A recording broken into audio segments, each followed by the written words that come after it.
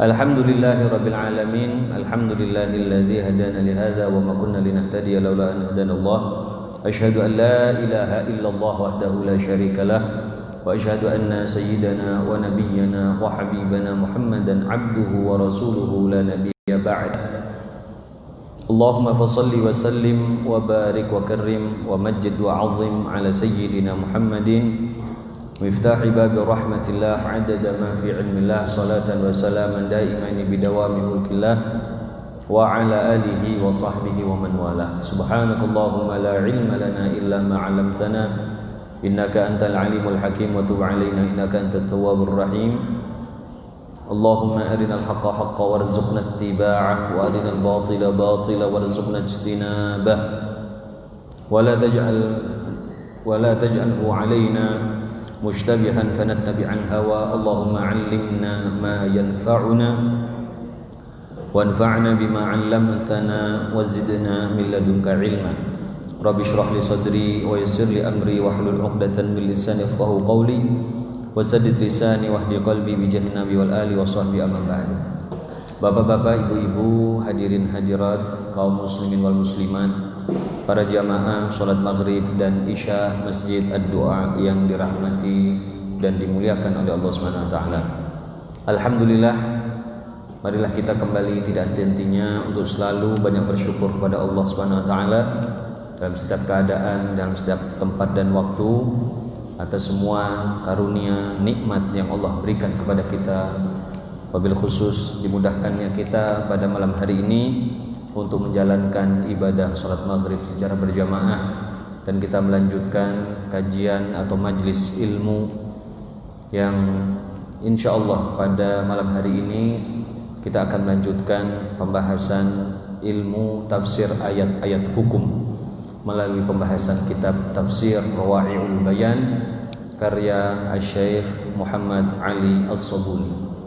Hadirin rahimakumullah, pada pertemuan yang lalu kita telah menyelesaikan pembahasan yang cukup panjang dari pembahasan yang berkaitan dengan ibadah haji dan umrah, yaitu tafsir surat Al-Baqarah ayat 196 sampai tafsir surat Al-Baqarah 197 sampai 203.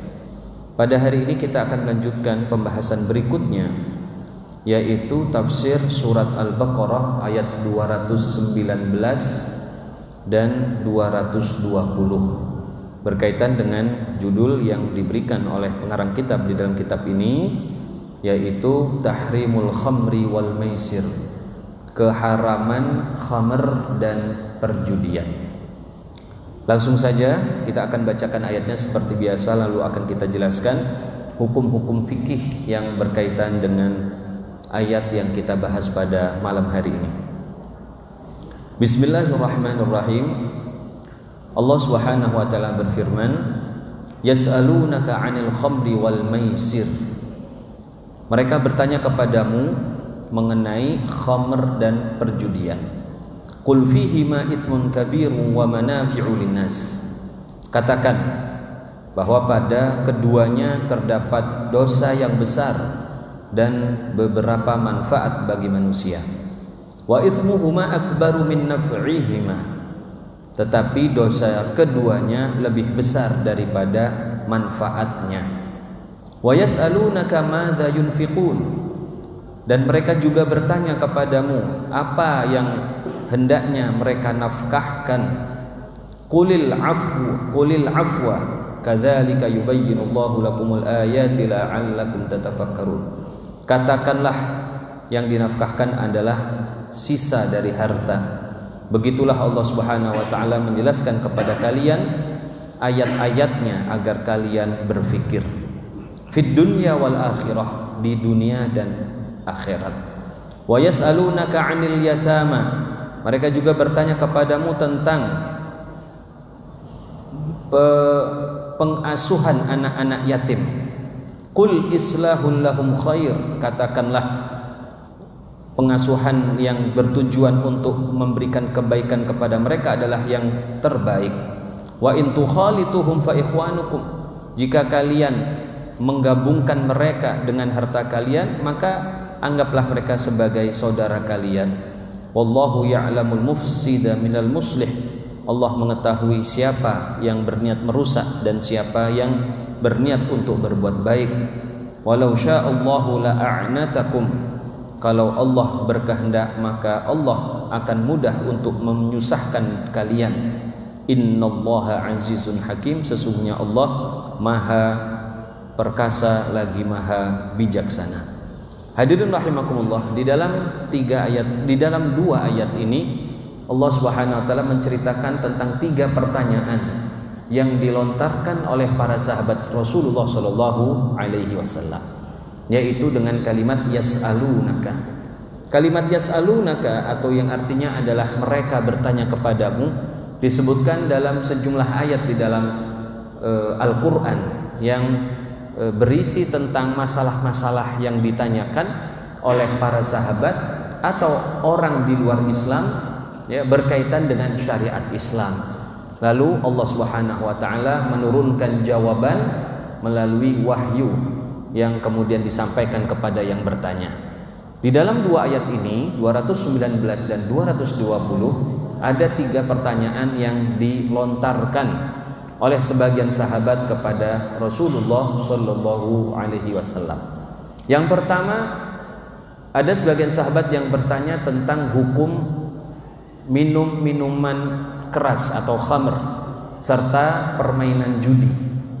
Yang kedua, bertanya tentang harta yang terbaik untuk dinafkahkan atau diinfakkan. Dan yang ketiga, bertanya tentang bagaimana cara mengatur harta anak yatim yang diasuh oleh seseorang. Apakah digabung dengan harta pengasuh atau dipisahkan saja? Nah, inilah 3 pertanyaan yang insya Allah akan dijawab di dalam 3 ayat ini. Dan lebih khusus kita akan membahas pertanyaan pertama sesuai dengan judul yang diberikan di sini, yaitu berkaitan dengan khamr dan perjudian. Hadirin rahimakumullah, di dalam ayat ini Allah berfirman, yas'alunaka 'anil khamri wal maisir. Mereka bertanya kepadamu wahai Nabi Muhammad tentang khamr dan perjudian. Berkaitan dengan ayat ini ada sebuah riwayat, ya, tentang sababun nuzul atau sebab diturunkannya potongan pertama dari ayat tersebut, yaitu pertanyaan tentang khamr, tentang hukum khamr dan perjudian. Di sini diriwayatkan, akan saya baca secara sekilas karena ayatnya atau sebab nuzulnya cukup panjang. Diriwayatkan dari Imam Ahmad, Abu Dawud, Tirmizi dan yang sebagainya.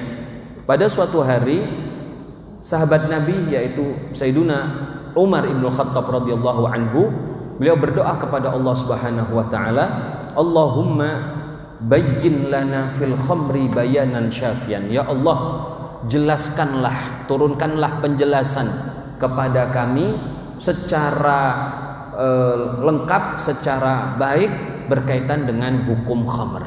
Lalu Allah Subhanahu wa taala menurunkan ayat pertama. Jadi dalam kaitan masalah hukum khamr ini telah terjadi penurunan beberapa ayat secara bertahap, ya, secara tadarruj, sedikit demi sedikit yang menjelaskan tentang hukum khamr itu. Yang pertama, ayat yang berkaitan tentang khamr adalah ayat yang masih memberikan kesempatan untuk kaum muslimin di dalam memanfaatkan atau meminum dari khamr tersebut. Jadi di awal Islam, sebagaimana dalam riwayat yang lain dari Aisyah radhiyallahu anha, bahwa pengharaman khamr itu dilakukan secara bertahap, ya, secara sedikit demi sedikit. Kata Aisyah, kalau seandainya khamr itu diharamkan secara langsung, ya, diharamkan secara mutlak sejak hukum pertama, maka orang-orang Arab yang ketika itu sangat mengagung-agungkan dan sangat menyukai khamr tidak akan mau tunduk terhadap hukum itu dan bahkan akan melanggarnya.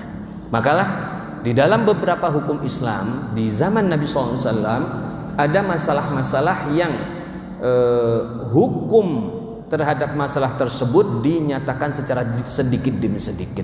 Artinya tidak langsung final hukumnya yang disampaikan. Ya, misalnya juga dalam masalah riba. Ya, dalam riba itu awalnya masih diperbolehkan, masih disebutkan sebagai sesuatu yang biasa dilakukan. Kemudian sedikit demi sedikit kemudian hukum itu dilarang oleh syariat. Nah, di antaranya ada juga di dalam masalah kita ini tentang khamr. Ayat pertama yang diturunkan Allah Subhanahu wa taala berkaitan dengan khamr ini adalah firman Allah Subhanahu wa taala di dalam surat An-Nahl. Di dalam surat An-Nahl Allah Subhanahu wa taala berfirman, "Wa minan nakhili wal a'nabi tattakhiduna minhu sakaran wa rizqan hasana." Wa minan nakhili, dan dari buah kurma, wal a'nabi, dan buah anggur, tattakhiduna minhu, kalian menjadikannya, sakaron, sebagai minuman yang memabukkan, wa rizqan hasana, dan rizki yang baik. Jadi di dalam ayat ini Allah Subhanahu wa taala masih memberikan celah untuk memanfaatkan khamr. Boleh dipakai karena dikatakan rizqan hasanan, sebagai rezeki yang baik. Ya, sebagai rezeki yang baik. Jadi artinya boleh itu khamr diperjualbelikan, silahkan, dipakai silahkan. Tetapi Allah sudah memberikan isyarat sedikit tentang buruknya khamr itu, ya, buruknya air yang dibuat dari kurma dan anggur, disebutkan sakaron, sesuatu yang memabukkan, ya, sesuatu yang memabukkan.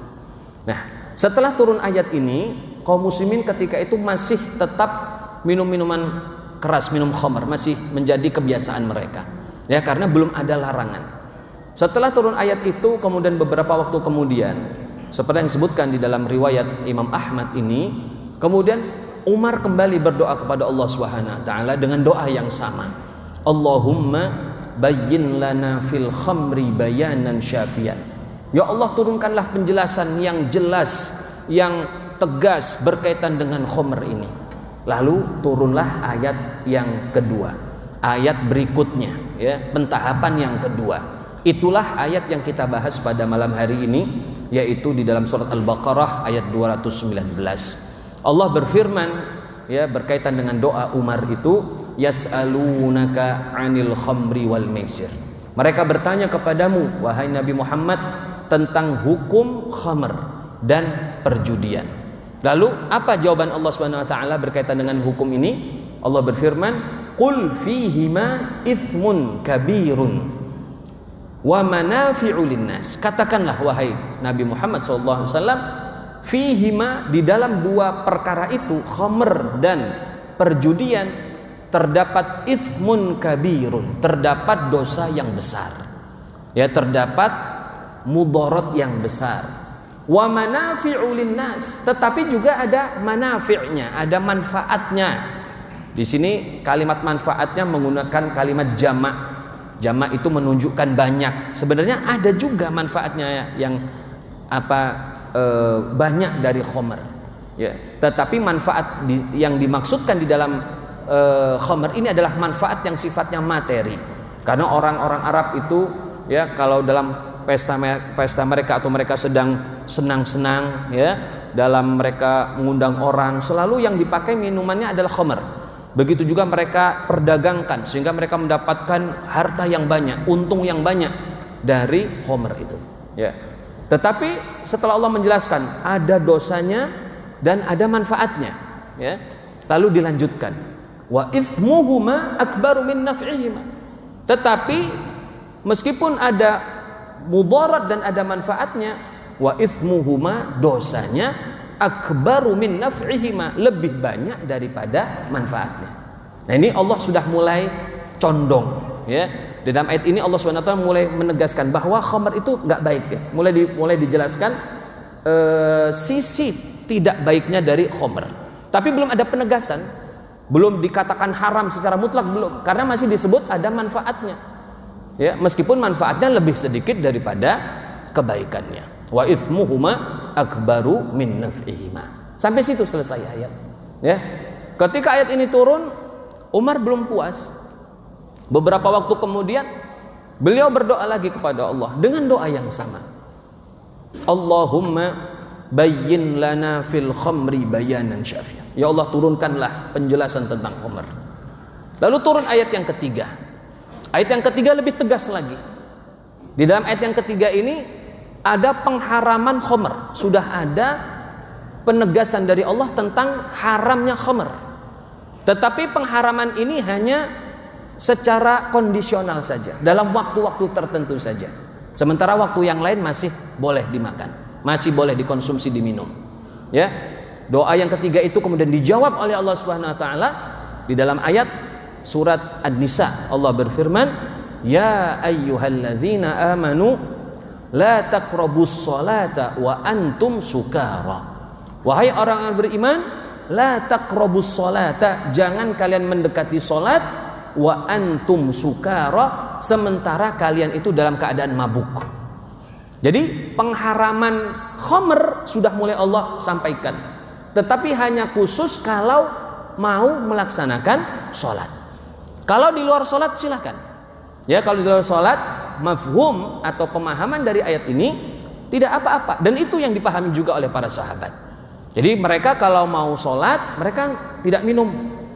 Nanti kalau sudah ba'da isya, ya, waktunya panjang, mereka baru minum. Subuh sudah hilang mabuknya dan mereka bisa melaksanakan sholat subuh. Dalam sebuah riwayat, ayat An-Nisa ini yang berisi larangan meminum khamr ketika sedang atau ketika akan melaksanakan sholat, ya, diceritakan dalam sebuah riwayat. Di sini saya sebutkan, diriwayatkan atau disebutkan oleh Imam Ibnu Jarir At-Tabari dari sahabat Nabi, yaitu Abdullah ibnu Abbas, bahwa suatu ketika ada sebagian orang sahabat yang mengundang sahabat-sahabatnya atau teman-temannya untuk makan-makan di tempat yang mengundang itu. Lalu disuguhkanlah minuman khamr. Ya, ketika mereka makan-makan kemudian minum khamr, tiba waktu sholat. Akhirnya mereka melaksanakan sholat. Salah seorang menjadi imam. Ternyata imamnya salah baca Al-Quran. Ya, salah membaca ayat. Ya. Ketika itu yang dibaca surat Al-Kafirun. Dalam surat Al-Kafirun itu ada dua ayat yang mirip-mirip. Qul ya ayyuhal kafirun la a'budu ma ta'budun. Aku tidak menyembah apa yang engkau sembah, apa yang kalian sembah, wahai orang-orang kafir. Nah, imam yang ketika itu dalam kondisi sedang pikirannya terganggu dengan minuman khamr, itu tidak mengatakan la a'budu, saya tidak menyembah apa yang kalian sembah, tetapi justru mengatakan a'budu, tidak ada la-nya, tidak ada tidaknya. Artinya jadi aku menyembah apa yang kalian sembah. Setelah selesai sholat, turunlah ayat tadi itu. Wahai orang-orang yang beriman, jangan kalian mendekati sholat sementara kalian dalam keadaan mabuk. Ya, akhirnya itu dipahami oleh para sahabat. Akhirnya mereka pun mulai, ya, mengubah kebiasaan. Kalau mau sholat nggak boleh minum, tapi kalau habis sholat silahkan minum. Ya, silahkan minum. Itu yang juga dilakukan oleh para sahabat. Ketika ayat ketiga ini turun, ya, berkaitan dengan larangan mabuk di dalam sholat atau ketika akan melaksanakan sholat, Umar bin Khattab belum puas dengan penjelasan itu. Berdoa kembali kepada Allah dengan doa yang sama. Ya Allah, turunkanlah penjelasan tentang khamr ini secara baik. Barulah di tahap yang terakhir, yang keempat ini, Allah turunkan ayat di dalam Al-Quran, di dalam surat Al-Ma'idah ayat 90. Allah berfirman, ya ayyuhalladzina amanu innamal khamru wal maisiru wal ansabu wal azlamu rijsun min amali syaitan fajtanibuhu la'allakum tuflihun. Innamal khamru wal maisiru innamal khamru wal maisiru innamal khamru wal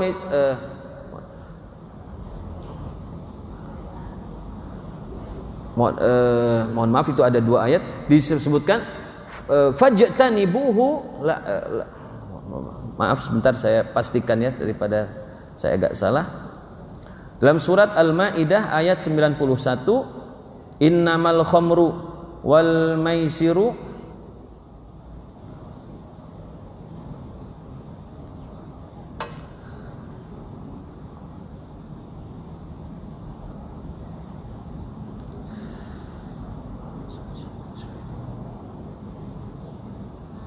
Allah berfirman, innama yuridu syaitanu ayyuki'a bainakumul adawata wal baghdha'a fil khamri wal maisir fajtanibuhu la'allakum wal maisir wa suddakum an dzikrillahi wa 'anis shalah fahal antum muntahun. Dua ayat ini, khususnya ayat yang pertama, ya ayyuhalladzina amanu, wahai orang yang beriman, innamal khamru, sesungguhnya khamr, wal maisiru, dan judi, wal ansabu, mengundi dengan anak panah, wal azlamu, menyembelih di pelataran, di altar, ya altar penyembahan, ya altar orang-orang pagan. Rijsun adalah perbuatan yang najis, yang haram. Fajtanibuh, maka jauhilah, la'allakum tuflihun, agar kalian beruntung. Setelah turun ayat ini, lalu Rasulullah SAW segera mengumumkan kepada seluruh sahabat, ya, bahwa khamr tidak boleh lagi diminum. Akhirnya seluruh sahabat ketika itu membuang khamr dan kendi-kendi untuk mengisi atau untuk menyimpan khamr itu di jalan-jalan Madinah.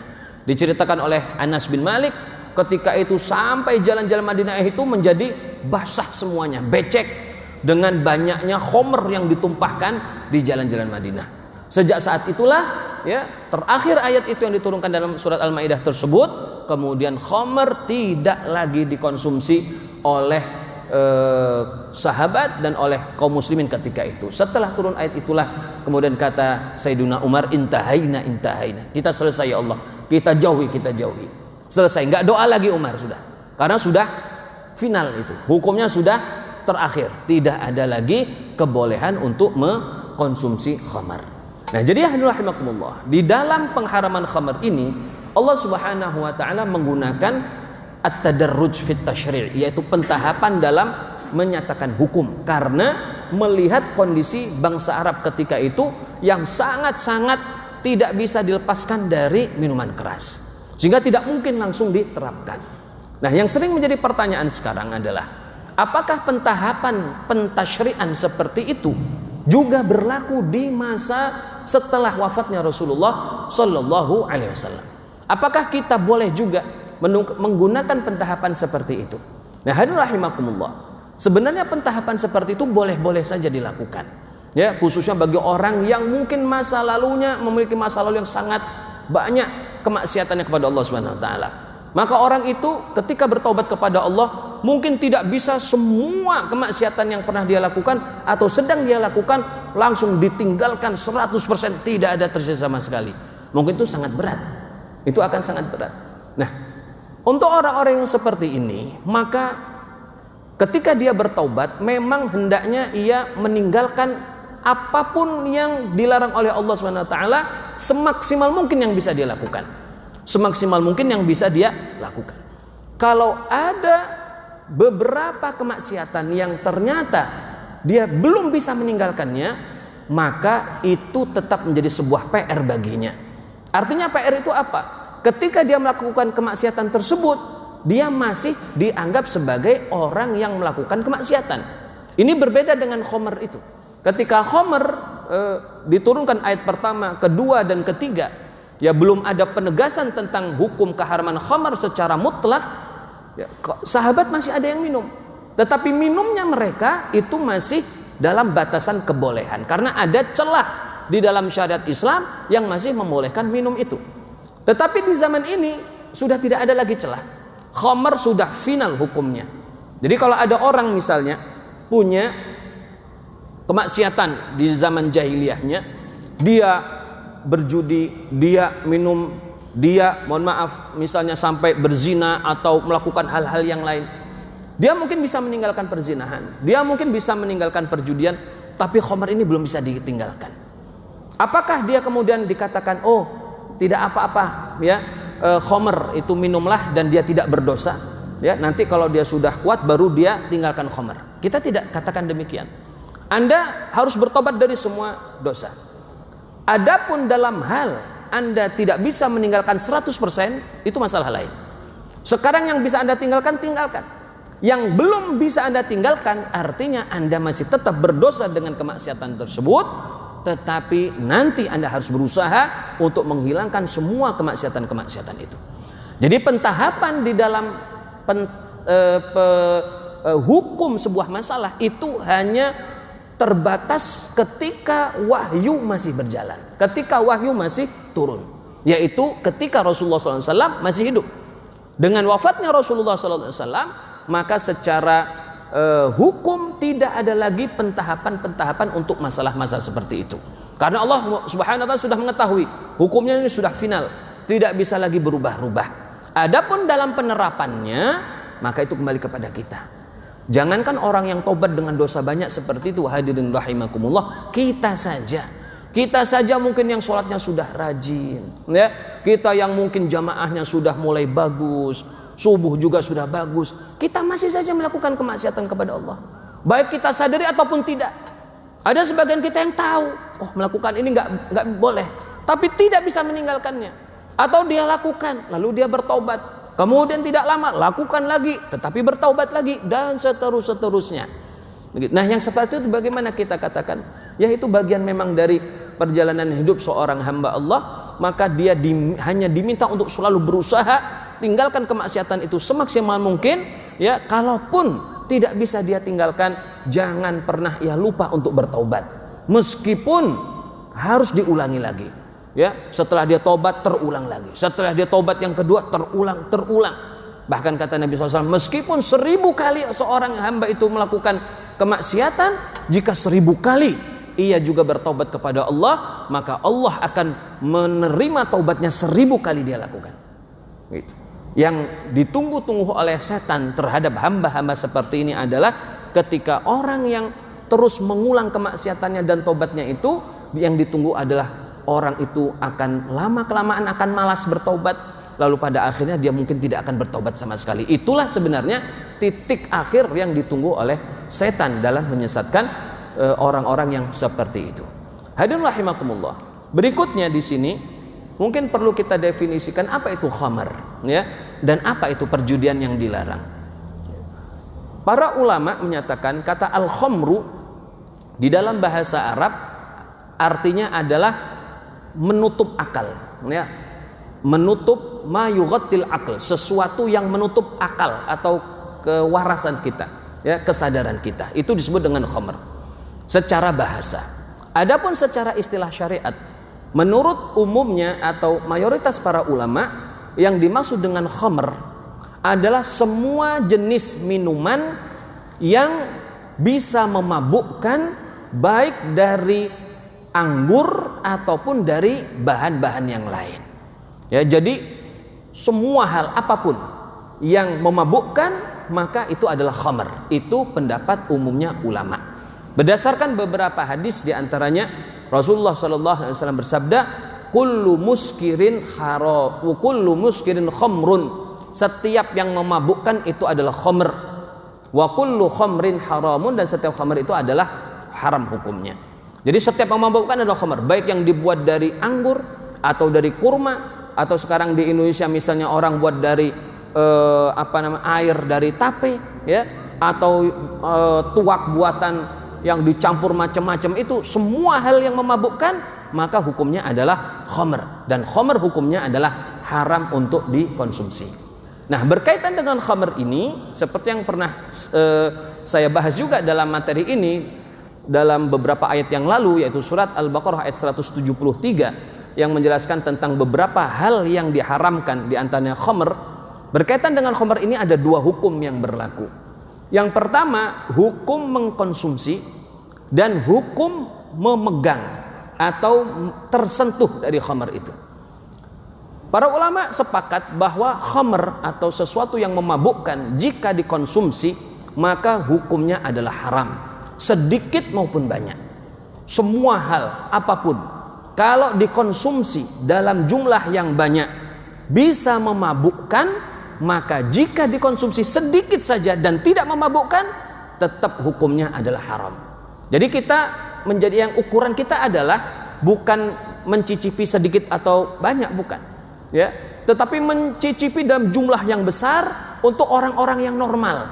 Karena sebagian orang ada yang memiliki kekuatan fisik ya, atau mungkin karena sudah terbiasa mengkonsumsi minuman yang memabukkan ini, ketika dikasih misalnya 1 gelas saja dia belum terasa apa-apa, masih kuat badannya.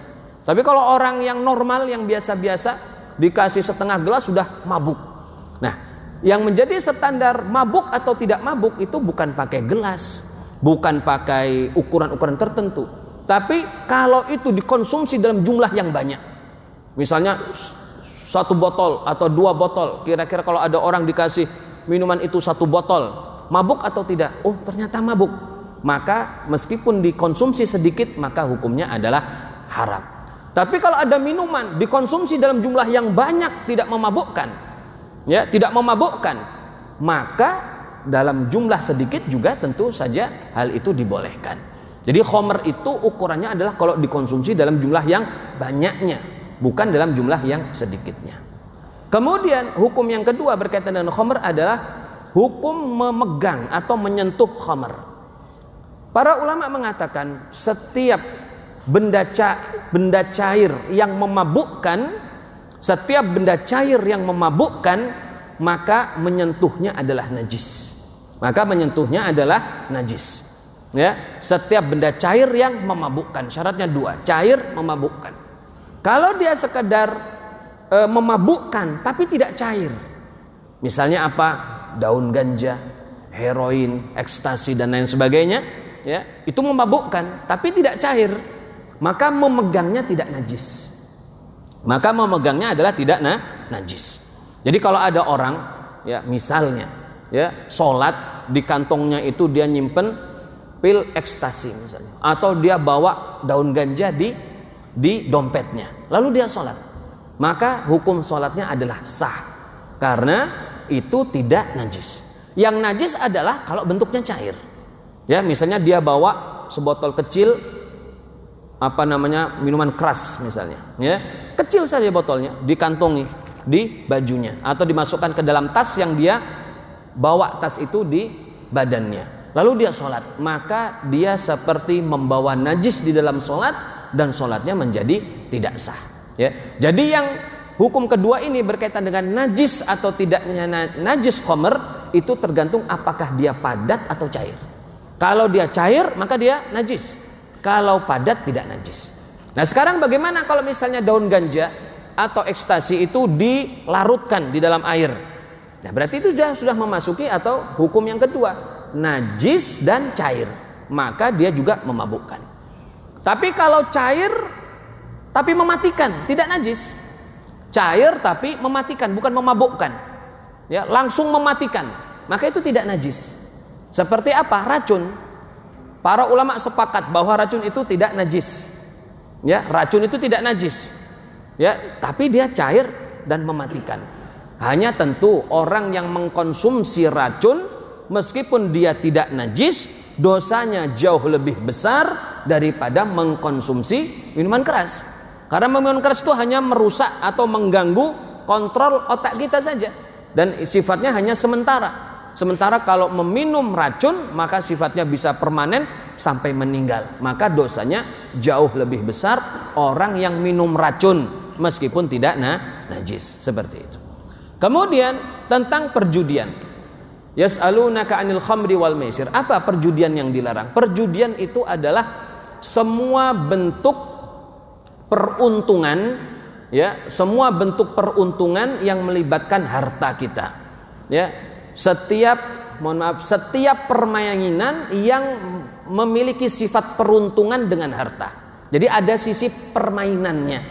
Di sini ada permainannya. Untuk berjudi itu ada sifat bermainnya. Jadi menggabungkan minimal 2 orang. Semua permainan yang salah satu pelakunya bisa diuntungkan, lalu dalam satu waktu juga yang lainnya dirugikan dalam sisi harta, itulah yang namanya judi. Tapi kalau tidak ada harta, misalnya kita sekedar kita main bulu tangkis gitu ya, kita hitung setiap set ada yang kalah, ada yang menang, tentu karena tidak ada harta. Itu permainan. Ada untung-untungannya, ada yang kalah, ada yang menang. Tapi tidak pakai harta, itu bukan perjudian. Tapi kalau untung dan kalahnya adalah dalam harta, dalam permainan, maka itu adalah judi. Kalau untung tidak untung bukan dalam permainan, misalnya dalam dagang. Orang dagang, beli barang, dijual, ya orang jual, pedagang itu kan bisa untung bisa rugi. Dan itu ada apa namanya kegiatannya. Dia buka warung, dia menawarkan dan lain sebagainya, ya. Ada perhitungan-perhitungan khusus. Ternyata sehari kadang untung, hari yang lain dia rugi. Perbuatan itu bukan judi karena bukan permainan. Ya, bukan permainan meskipun melibatkan dua orang. Jadi perjudian itu adalah sebuah permainan yang mengandung untung rugi, ya, peruntungan itu yang menggunakan uang. Ya, itulah yang disebut dengan perjudian. Nah, di dalam kehidupan kita sehari-hari banyak sekali sebenarnya, ya, di dalam kehidupan kita di masyarakat Indonesia ini hal-hal yang sifatnya demikian. Hal-hal yang sifatnya demikian. Contoh, ya, yang paling sering biasanya kalau 17 Agustus buat permainan macam-macam. Setiap peserta diminta untuk bayar uang pendaftaran. Uang pendaftaran itu kemudian dipakai untuk hadiah. Untuk hadiah bagi pemenangnya saja. Yang kalah nggak dapat hadiah. Maka yang seperti itu masuk dalam perjudian. Masuk dalam perjudian. Kecuali kalau uang yang dikumpulkan oleh pihak panitia atau penyelenggara tidak dipakai untuk hadiah. Tidak dipakai untuk hadiah, tapi untuk misalnya operasional. Artinya apa? Ya, yang menang maupun yang kalah tetap dalam tanda petik rugi karena dia bayar duit. Ya, misalnya ada 10 peserta, masing-masing bayar 10.000. Terkumpullah ada 100.000. 100.000 ini nggak dipakai untuk peserta, tapi dipakai untuk operasional, untuk bayar wasit dan lain sebagainya. Peserta tidak dapat apa namanya keuntungan dari pembayaran itu. Ya, tidak untung atau tidak rugi dari pembayaran itu. Maka dia bukan perjudian. Ya, perjudian itu adalah apabila melibatkan dua orang yang kalau enggak dia yang untung, maka dia yang rugi. Gitu. Itulah yang disebut dengan perjudian. Termasuk juga permainan anak-anak kita. Ya. Seorang misalnya main gambar itu, gambaran. Ya. Ada yang diterbangkan dulu kita masih kecil ya. Saya juga main seperti itu, tapi kita belum tahu hukumnya. Ya. Maka saya kira yang seperti ini perlu untuk disadarkan orang tua, jangan mengajari yang seperti itu. Ya, tidak ada tindakannya itu. Itu semuanya bagian dari perjudian. Yang menang bayar 10, yang kalah bayar 10 kepada lawannya. Itu kecil-kecil ya, judi-judi kecil itu. Ya, judi-judi kecil-kecilan. Nanti kalau sudah besar gambar itu diganti duit. Ya, diganti duit. Begitu. Itu jangan kita ajari, ya. Jangan kita ajari. Jadi sekali lagi itu adalah bagian dari perjudian. Nah, tapi ada cara bagaimana kita supaya merubah yang seperti itu. Apakah ada solusinya? Ada. Solusinya disebutkan dalam sebuah hadis. Hadis ini diamalkan oleh sejumlah ulama, umumnya ulama ya. Mayoritas ulama mengamalkannya. Apa itu? Dalam istilah para ulama disebutkan dengan memasukkan pihak ketiga. Ya, memasukkan pihak ketiga dalam permainan. Misalnya ada A dan B akan ikut lomba lari. Masing-masing A dan B membayar 10.000. Ya, bahasa kita kan model kayak bahasa taruhan lah gitu ya. Bertaruh. Kalau saya menang 10.000 kamu untuk saya. Kalau saya kalah 10.000 saya ini untuk kamu. Kan begitu. Ya, itulah perjudian. Nah, supaya tidak dianggap berjudi bagaimana caranya? Kita masukkan pihak ketiga, kita undang C untuk ikut lomba di situ. Dan C ini tidak membayar apapun. C ini tidak membayar apapun. Jadi ada pihak yang tidak memberikan apa namanya tidak akan dilibatkan dalam untung rugi. Dan C ini kalau menang dia dapat 20.000 dari A dan B. Kalau dia kalah ya namanya kalah, nggak dapat apa-apa. Begitu. Jadi ada kemungkinan si C ini bisa menang. Makanya C ini dalam syaratnya untuk memasukkan pihak ketiga, dia harus memiliki kemampuan yang sama dengan pemain yang lain. Jadi jangan kita lomba lari bapak-bapak nanti pihak yang ketiga ini anak-anak kecil. Ya pasti kalahnya, ya kan? Jadi masukkan juga bapak-bapak. Gitu. Yang sama larinya juga bisa kenceng juga sama. Nah, yang seperti itu bisa merubah dari yang perjudian menjadi tidak perjudian. Karena apa? Ada pihak ketiga ini yang memungkinkan untuk menang. Solusi yang lain adalah yaitu dengan menjadikan hadiah dari pihak ketiga. A dan B lomba, tapi hadiahnya dari sponsor, misalnya seperti itu. Atau yang terakhir, solusi ketiga adalah hadiah itu hanya dari satu pihak. Misalnya A dan B lomba, tapi yang membayar atas pemenangnya itu adalah A saja. A mengatakan, kalau kamu bisa kalahkan saya bayar 10.000. Kalau kamu kalah, saya yang menang, ya udah kamu nggak usah bayar apa-apa. Gitu. Nah, itu juga tidak apa-apa. Ya, jadi pembayarannya atau yang memberikan harta itu hanya dari satu pihak saja. Nah, inilah 3 solusi di dalam bagaimana kita menghindari perjudian atau model-model permainan yang banyak perjudiannya yang di masyarakat kita. Yang pertama adalah memasukkan pihak ketiga, yang kedua hadiah dari sponsor atau pihak ketiga, yang ketiganya adalah hadiahnya dari salah satu peserta saja, tidak dari semua peserta.